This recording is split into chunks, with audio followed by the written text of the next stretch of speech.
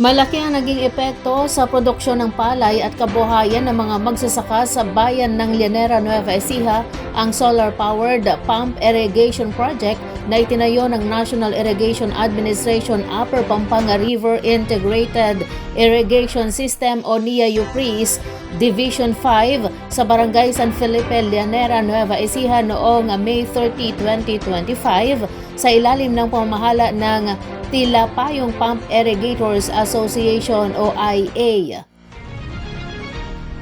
Ayon kay Prema B. Madriaga, Pangulo ng Tila Payong Pump IA, tumaas ang karaniwang ani ng palay mula 70 hanggang 100 kaban bawat ektarya tungo sa 150 hanggang 160 kaban bawat ektarya matapos maisakatuparan ang proyekto.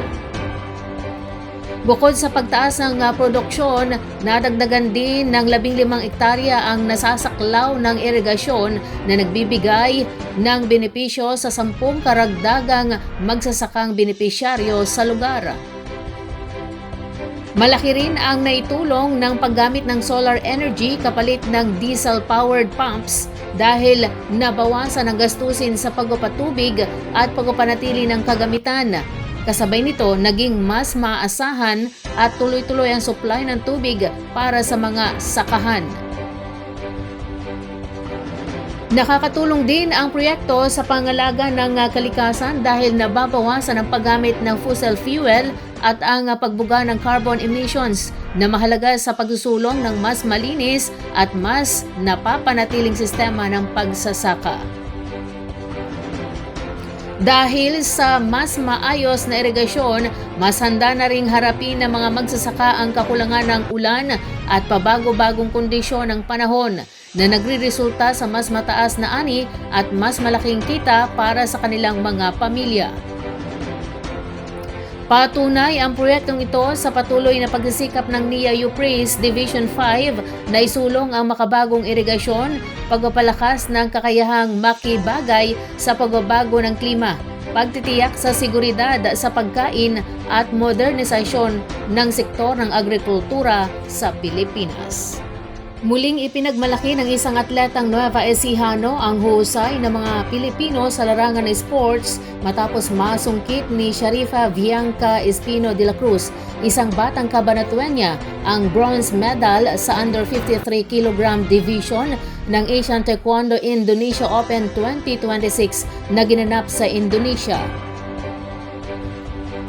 Ang tagumpay ni Sharifa ay hindi lamang personal na tagumpay kundi isa ring malaking karangalan para sa Cabanatuan City, sa lalawigan ng Nueva Ecija at sa buong Pilipinas. Muli nitong ipinakita na kayang makipagsabayan ng mga atletang Pilipino sa mga mahuhusay na taekwondo jeans mula sa iba't ibang bansa sa Asia.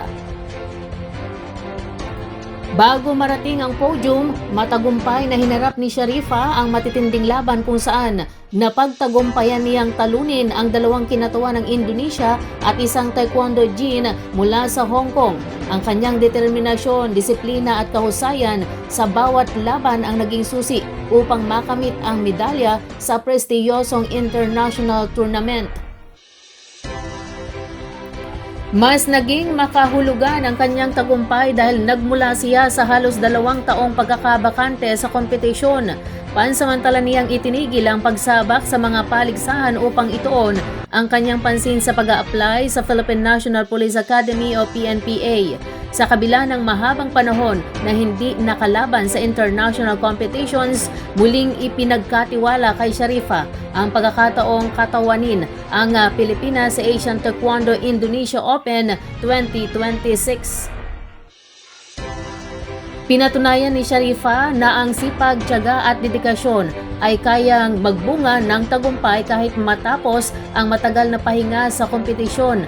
Ang kanyang pagbabalik sa international stage at pagkapanalo ng bronze medal ay nagsisilbing inspirasyon sa mga kabatang atleta na huwag sumuko sa kanilang mga pangarap at patuloy na magsikap sa kabila ng mga pagsubok. Ang panibagong tagumpay na ito ay inaasang magbibigay ng inspirasyon hindi lamang sa mga atleta ng Nueva Ecija kundi maging sa buong sambayanang Pilipino na patuloy na sumusuporta sa mga kinatawan ng bansa sa iba't ibang pandaigdigang kompetisyon. Sa pamamagitan ng kanyang ipinakitang husay at katatagan, muling naitaas ni Sharifa Bianca Espino de la Cruz ang bandera ng Pilipinas at nagdagdag ng panibagong karangalan para sa bansa sa larangan ng taekwondo. Nagsagawa ng anti-bullying lecture ang mga tauhan ng Quiapo Municipal Police Station o MPS noong August 7, 2026, bandang 1:30 ng hapon sa Salagusog National High School sa barangay Salagusog, Quiapo, Nueva Ecija. Isinagawa ang aktibidad sa ilalim ng pangasiwa ni Police Lieutenant Colonel Perfecto F. Di Mayo Jr., Chief of Police ng Quiapo MPS, bilang bahagi ng patuloy na kampanya ng Philippine National Police o PNP na mapalakas ang kamalayan ng mga kabataan laban sa bullying at maisulong ang isang ligtas at maayos na kapaligiran sa loob ng mga paaralan. Sa naturang lecture, tinalakay sa mga mag-aaral ang masasamang epekto ng bullying sa emosyonal, mental at pisikal na kalagayan ng isang tao. Binigyang diin din ang kahalagahan ng paggalang, kabutihang asal at tamang pakikitungo sa kapwa upang mapanatili ang pagkakaisa at magandang samahan sa loob ng paaralan. Hinikayat din ng mga pulis ang mga estudyante na huwag matakot na iulat sa kanilang mga guro, magulang o otoridad ang anumang insidente ng pambubuli. Ipinliwanag na ang mga maagap na pag-uulat ay mahalagang hakbang upang agad na matugunan ang problema at maprotektahan ang kapakanan ng mga mag-aaral. Kasabay nito, binigyang diin ang kahalagahan ng pagtutulungan ng mga mag-aaral, guro, magulang at ng komunidad sa paglikha ng isang ligtas, mapayapa at inklusibong kapaligiran sa paaralan kung saan ang bawat mag-aaral ay may pagkakataong matuto ng walang takot o pangamba. Ayon sa Quiapo MPS, patuloy nitong palalakasin ang pakikipag-ugnayan sa mga paaralan at iba pang sektor ng komunidad sa pamamagitan ng mga information and education campaign na naglalayong isulong ang kapayapaan, disiplina at kapakanan ng kabataan.